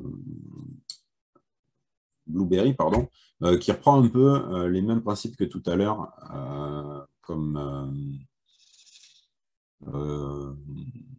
les passagers du vent, où à chaque fois qu'on sélectionne un personnage et qu'on le fait parler, on a une case avec des graphismes différents qui s'affichent par-dessus ou qui s'en vont. Même principe, des graphismes plus détaillés, car là on était sur, je pense, un Atari en 16 couleurs. Mais le principe reste le même. Là, une capture du jeu, d'un jeu adapté des tuniques bleues. Donc là, c'est le jeu Nord et Sud, qui existera à la fois sur micro-ordinateur, mais aussi sur console. Là, je pense que c'est la version Atari ST ou Amiga, deux ordinateurs contemporains l'un de l'autre, mais qui sortira aussi sur Nintendo, aussi, NES. Alors là, ce jeu-là, lui, en revanche, a eu un succès plus important de la part des divers mini-jeux qu'il y a à l'intérieur.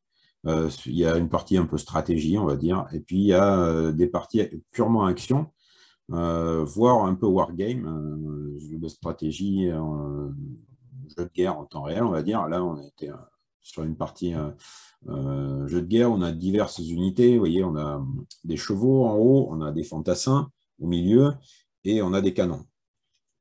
Et on peut sélectionner à tout moment, en temps réel, on peut sélectionner l'une des trois unités, les faire bouger au joystick ou au clavier, et par exemple décider que, vous voyez, là mon ennemi, lui, a décidé d'envoyer tous ses fantassins et tous ses chevaux sur le pont, le canon restant à l'arrière. Nous, on reste en ligne ici. Ce qui était possible de faire à l'époque, c'était donc pour moi de déplacer mon canon et d'essayer de tirer au maximum sur le pont pour qu'il tombe au moment où ils vont avancer. Voilà, il y avait diverses stratégies à faire comme ça.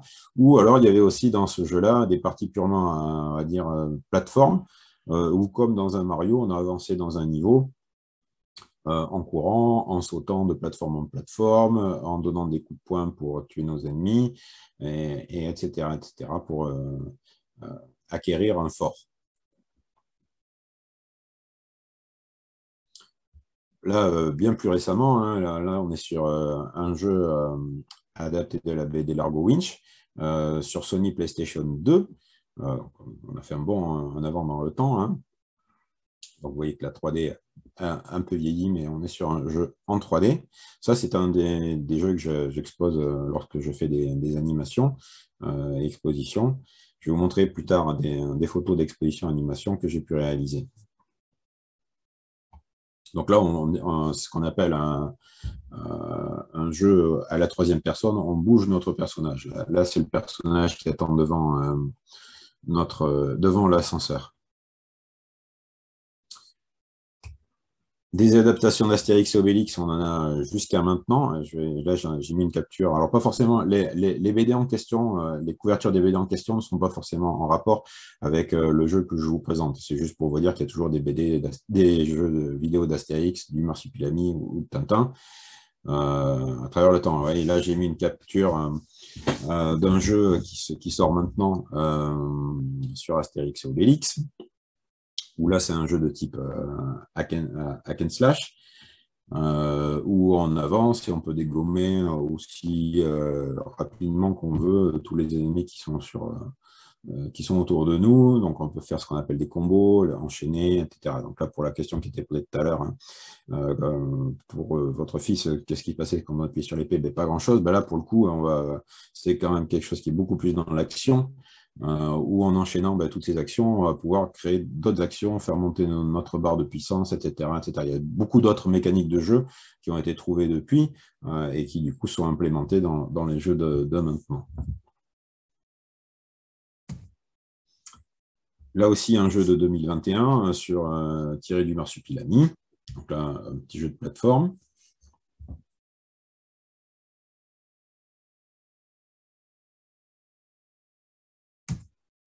Ou Tintin, là dans une adaptation sur la Wii, qui était aussi par un studio français. Donc là, on a trois jeux en 3D, donc sur des adaptations bien plus récentes. On a aussi des adaptations des Chroniques de la Lune Noire, de 13, dont je vous parlais tout à l'heure. On va revenir sur la capture d'écran que je vous ai montré au tout début. À nouveau sur les Schtroumpfs, on a toujours des adaptations. Donc là, par exemple, sur les Chroniques de la Lune Noire, on a même du jeu de stratégie en temps réel. Autrement appelé RTS, où là, on a diverses unités qui vont devoir s'affronter sur un niveau vu de dessus.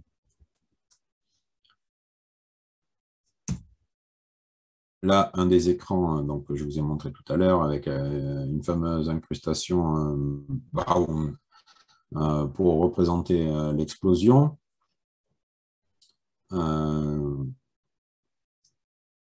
Sur un jeu de tir à la première personne.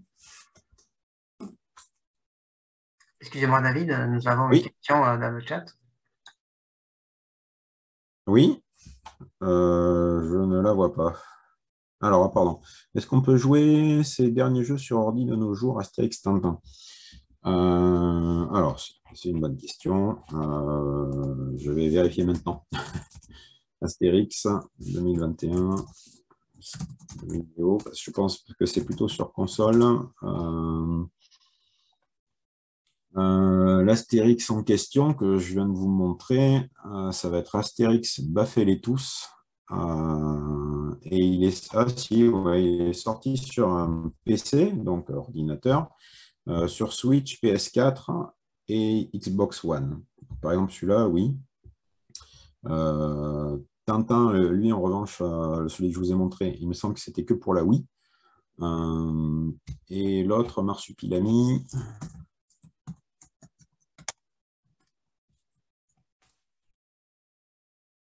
Donc, c'est Marsupilami, le jeu, le secret du sarcophage. Et lui, il est sorti sur Switch,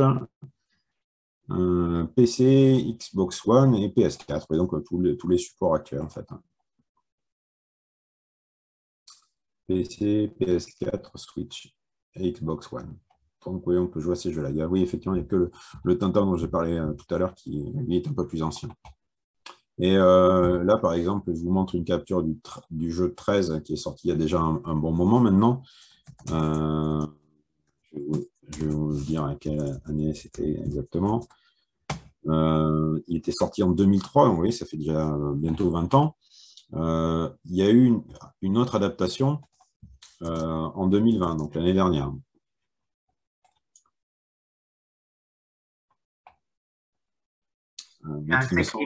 En ce qui concerne, excusez-moi David, je me permets de compléter. En ce qui concerne les jeux, les adaptations à un jeu vidéo d'Astérix et Obélix, il y a plusieurs en fait qui sont disponibles sur PC. Et on peut le trouver sur Steam. Si on va et on cherche Astérix, on va trouver les différentes versions du jeu qui sont jouables sur PC. Oui, depuis PC, ouais. En fait, là, c'est vrai que je donne... En fait, c'est difficile de faire quelque chose d'exhaustif. Là, je vous donne quelques exemples d'adaptation. Là, par exemple, pour les jeux Astérix en jeu vidéo, je sais qu'il y a une liste qui existe sur le site Sens Critique. Que j'ai vu. Et par exemple, eux ont répertorié 44 jeux sur Astérix et Obélix. Donc, ouais, je ne peux pas présenter tous les jeux. Vous voyez, là, je vous le montre à l'écran. Je pense que vous voyez mon écran. En jeu vidéo, il y en a 44. Et je ne suis même pas sûr qu'ils aient tous répertoriés. Donc, Remaster, le Menhir de Cristal, Astérix et ses amis, le Domaine des Dieux, Total Riposte. C'est vrai qu'il y a aussi tout un tas de jeux qui ne sont sortis que sur tablette et téléphone. Certains jeux qui ne sont adaptés que sur Nintendo DS, 3DS, etc. Et oui, il y en a vraiment beaucoup, quoi. Donc il y aurait de quoi faire, je pense, une conférence rien que sur le sujet Astérix et Obélix en jeu vidéo. Il y a aussi du coup même des adaptations des divers films en jeu vidéo. Donc là, malheureusement, je ne pense pas que ce soit les meilleurs. Et voilà, le tout est un peu interminable. Il y a eu aussi des adaptations sur Sega Master System, sur Nintendo NES. Voilà. Ah oui, l'Astérix dont je vous parlais tout à l'heure sur le CS 2600. Voilà, c'est très, très touffu les adaptations d'Astérix. Ouais, comme je vous disais, pour 13, il y a eu une adaptation plus récente qui est sortie l'année dernière. Ou des jeux Schtroumpf. Là, c'était un jeu pour tablette, il me semble, en 2015. Ouais, il y a toujours des adaptations qui sont faites au fur et à mesure.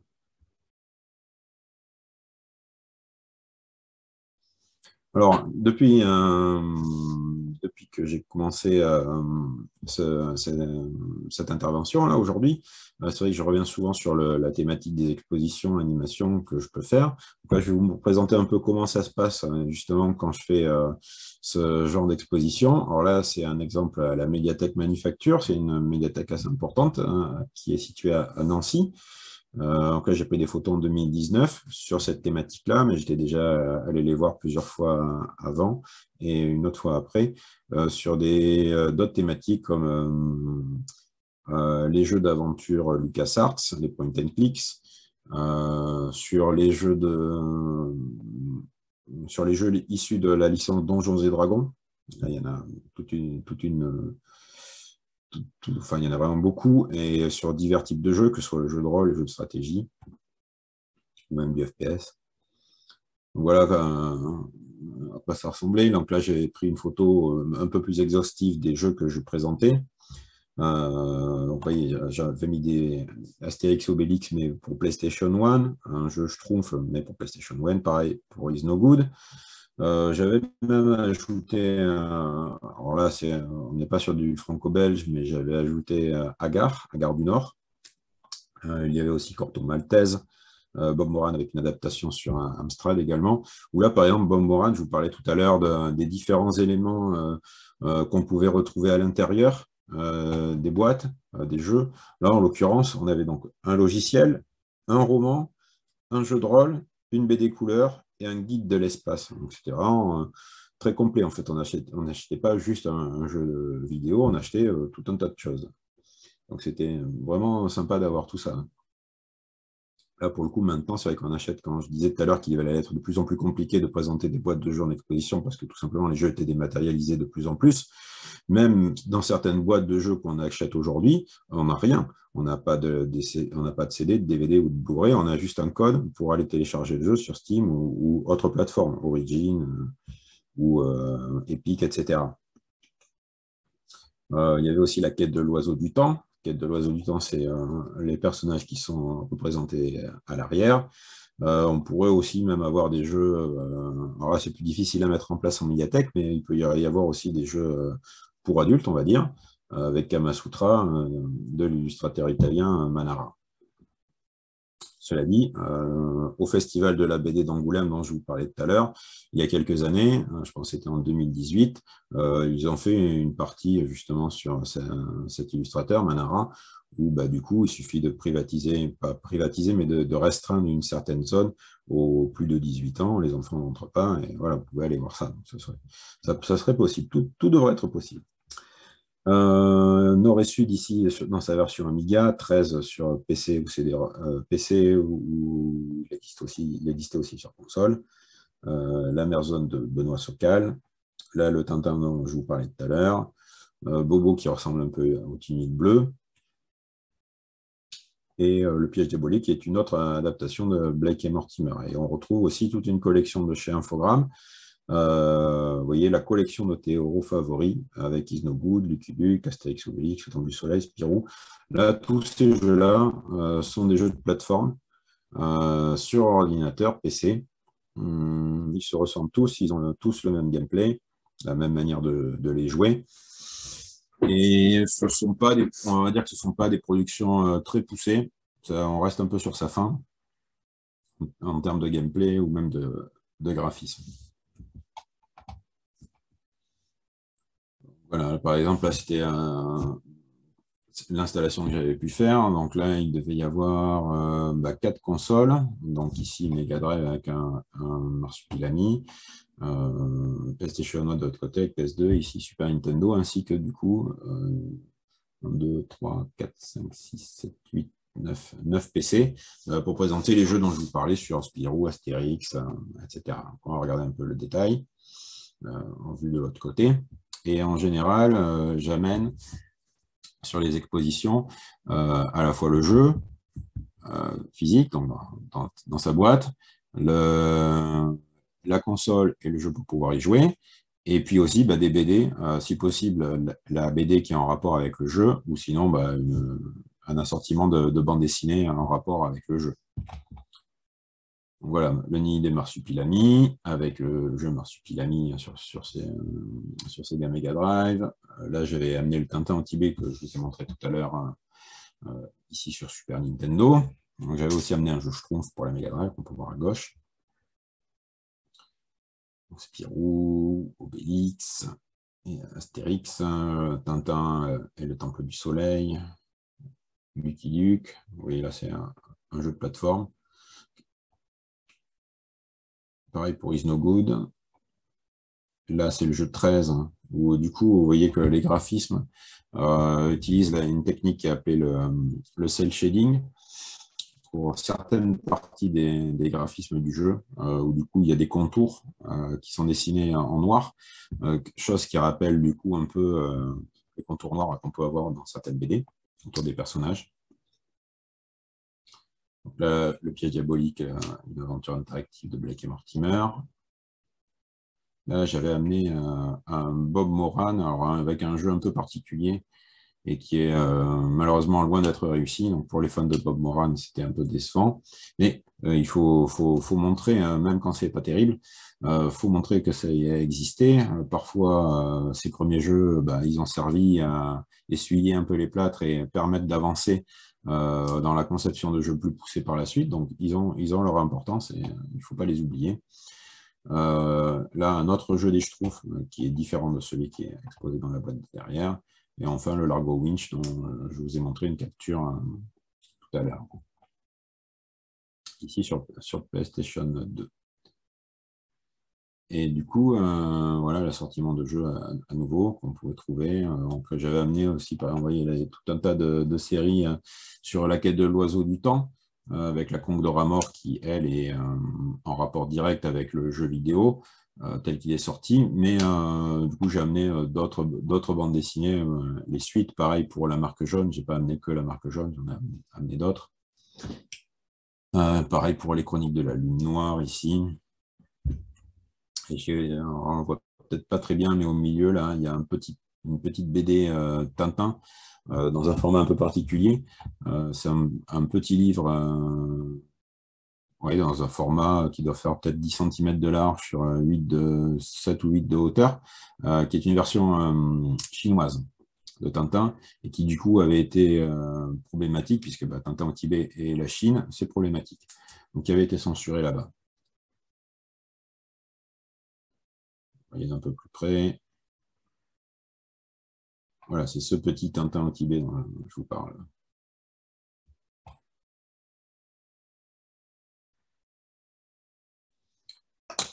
Voilà, avec quelques joueurs en après-midi. Alors, pour aller plus loin sur le sujet, je vais vous donner dans le chat deux adresses de vidéos qui seraient intéressantes de regarder. Ce ne sont pas des événements auxquels j'ai participé directement, c'est des événements, en tout cas pour le Stunfest, auquel j'ai participé pour d'autres sujets, notamment sur Doom et les FPS. Puisque je suis très intéressé par le jeu Doom et toute sa saga. Donc, ce qui serait intéressant de regarder pour vous, c'est une conférence qui s'est donc déroulée au Stunfest en 2018. Le Stunfest, c'est un salon, enfin, c'est un festival de jeux de combat. C'est de la compétition, mais au-delà de ça, maintenant le festival a tellement grossi qu'ils peuvent se permettre d'élargir le panel de ce qu'ils proposent, et ils proposent 3 jours de conférences non-stop de 10h à quasiment 21h sur X sujets autour du jeu vidéo. Et là, en l'occurrence, il y avait eu en 2018 jeux vidéo et bande dessinée, et là le terme exact était bande dessinée, jeux vidéo, convergence et divergence. Et c'est intéressant de voir les divers avis des intervenants, notamment d'Alexis Blanchet, pardon, qui, lui, est professeur à la Sorbonne, à Paris. Donc, ça, je vais vous donner l'adresse comme ça.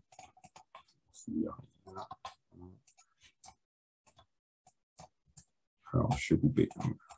Je vais couper ça.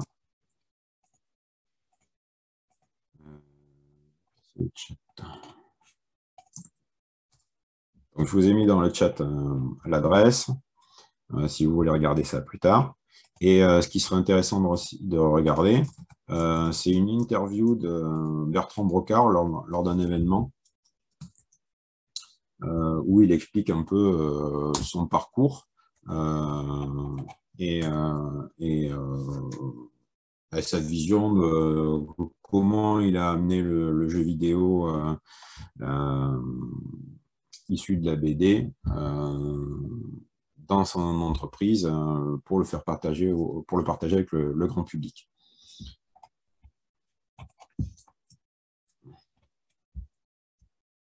Voilà, et du coup, j'imagine que là, il nous reste peut-être une vingtaine de minutes.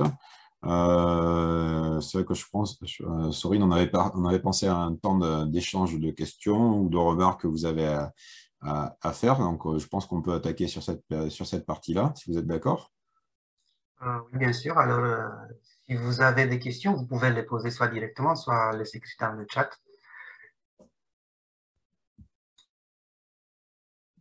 N'hésitez pas, en tout cas.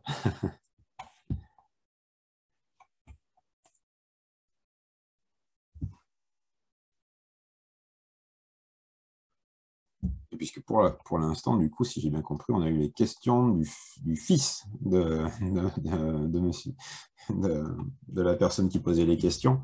Mais n'hésitez pas à poser vos propres questions aussi si vous en avez. C'est vrai, comme je vous le disais tout à l'heure, là, j'ai fait un focus sur les productions françaises.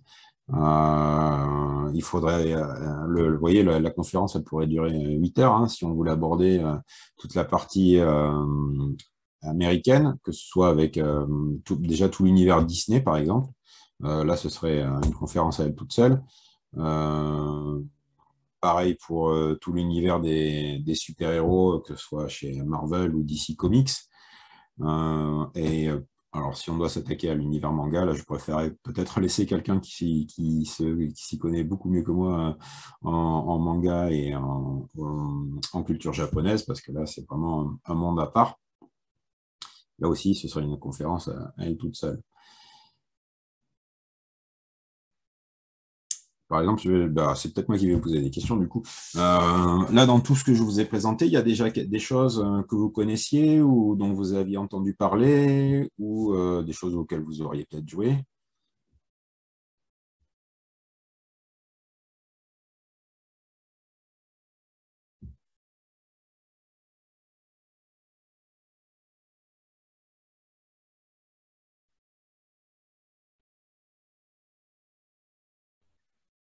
Là également, vous pouvez répondre directement ou écrire dans le chat.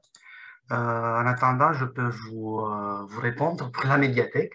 Nous avons un espace jeux vidéo et pour ce projet dont cette conférence fait partie, le projet jeux vidéo et bande dessinée, nous avons acheté plusieurs titres de bande dessinée qui ont inspiré des jeux vidéo et également des jeux vidéo inspirés par les bandes dessinées. Voilà, on a quelqu'un nous répond dans le chat. On a une réponse dans le chat à votre question, David. Oui, on connaît plutôt les bandes dessinées écrites. Hein. Et du coup, vous avez fait des acquisitions de quels jeux vidéo du coup? Les 3 Astérix, je crois, qui sont 3. Et puis Chronique de la Lune Noire, la bande dessinée et le jeu. Torgal, on avait le jeu depuis 15 ans dans la médiathèque. Normalement, il ne fonctionne plus sur Windows, c'est la version plus récente de Windows. Il faut le bricoler un peu. Et sinon, nous avons acheté aussi des bandes dessinées inspirées par les jeux vidéo dans la série Assassin's Creed et Ah d'accord, donc l'inverse en fait. Siberia, Life is Strange. Voilà, il y en a plusieurs. Tout un tas de bandes dessinées, des romans graphiques inspirés par les jeux vidéo. Il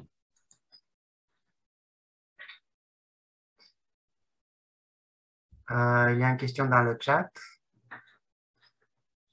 À quel point est-ce qu'on pense aux enfants quand on édite un jeu?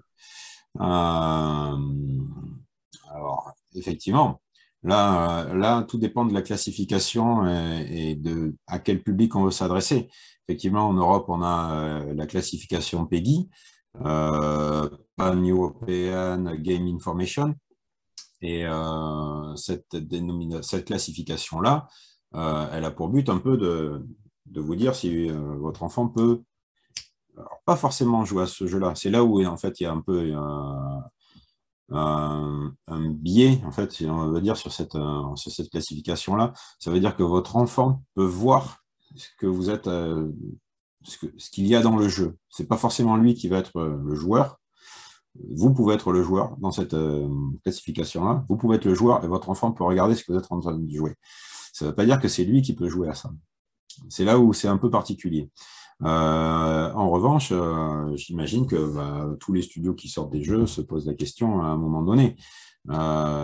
Si on parle, alors si la question est plus générale que les jeux vidéo et la bande dessinée, effectivement, tous les jeux, on va dire, violents, où on tue, etc., avec des diverses armes, etc., évidemment, pas vraiment classer ça pour les enfants.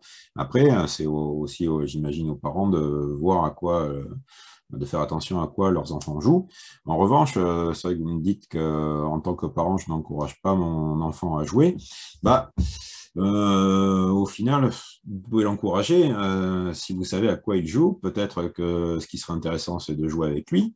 pour avoir du coup un dialogue, pour avoir votre avis, pour avoir son avis, pour pouvoir échanger là-dessus et avoir quelque chose de constructif. Par exemple, alors je vous donne un exemple très particulier puisque c'est le mien. Moi, pour ma part, j'ai laissé mon fils jouer à Zelda Breath of the Wild sur Switch, entièrement tout seul. Il a fini le jeu tout seul. Donc, je n'ai pas joué du tout. Je ne sais pas ce qui se passait dedans. Je ne connaissais pas l'histoire. En revanche, tous les jours, quand il finissait sa petite partie, il me faisait un débrief complet de ce qu'il avait fait dans le jeu, de telle aventure, etc. Et puis, en discutant, en lui demandant comment tu as trouvé cette mécanique de jeu, est-ce que tu trouves que c'était intéressant ou est-ce que ça pourrait être différent? Voilà, quand on amène à la réflexion, je pense que le fruit de cette réflexion-là va bien au-delà du jeu lui tout seul. Et alors, certes, c'était sur un jeu d'aventure et qui ouvre peut-être à l'aventure, à la rêverie, ce genre de choses. Mais après, c'est vrai que ça l'a aussi interpellé lorsqu'il a fallu écrire une rédaction en cours de français. Bah, là, il a imaginé des histoires avec ce rapport-là, mais ça sert de source d'inspiration. On sait qu'on se pose la question souvent en philosophie, l'art vient-il de l'art? C'est un peu l'œuf et la poule, hein. Toujours pareil, on se demande si on ne part de rien, est-ce qu'on peut créer quelque chose et est-ce qu'en s'inspirant de quelque chose, on peut créer quelque chose de nouveau. Donc, du moment où je pense qu'il y a une dynamique qui s'installe autour du jeu vidéo, je pense qu'on peut jouer, on peut laisser son enfant jouer ou jouer avec lui. Et la question suivante, est-ce que le jeu vidéo ne risque pas de prendre la place de la lecture, Ah oui, c'est moins de temps pour la lecture? Oui. Alors, je ne sais pas pour le jeu vidéo, c'est vrai que je n'ai pas de statistiques sous la main pour savoir ça, mais je dirais plutôt que c'est le temps d'écran qui finalement veut peut-être empiéter sur le temps de lecture papier, de la lecture de la BD, pardon. Ah, de la lecture de la BD. Alors, pareil au final, parce que de la lecture de la BD, parce que j'allais dire justement sur nos téléphones ou sur smartphones ou sur liseuses comme Kindle, etc. C'est vrai qu'on peut avoir accès à de la littérature. Est-ce qu'il y a des BD là-dedans? J'imagine que oui. Dans ce format-là. Après, effectivement, le temps de la lecture BD papier, imprimé, on va dire, j'imagine qu'il se réduit. En revanche, sur un volume global, peut-être qu'il y a de plus en plus d'adultes qui continuent à lire de la BD pour un public adulte. Quand je dis public adulte, ce n'est pas pour forcément un public plus 18 ans, mais pour des sujets destinés aux adultes, oui, voilà, tout simplement. Ouais. Donc, je ne suis pas sûr qu'au final, alors peut-être que le temps de lecture de BD pour les enfants a diminué. J'imagine qu'il a augmenté, lui, en revanche, pour un personnage, pour un public plus adulte.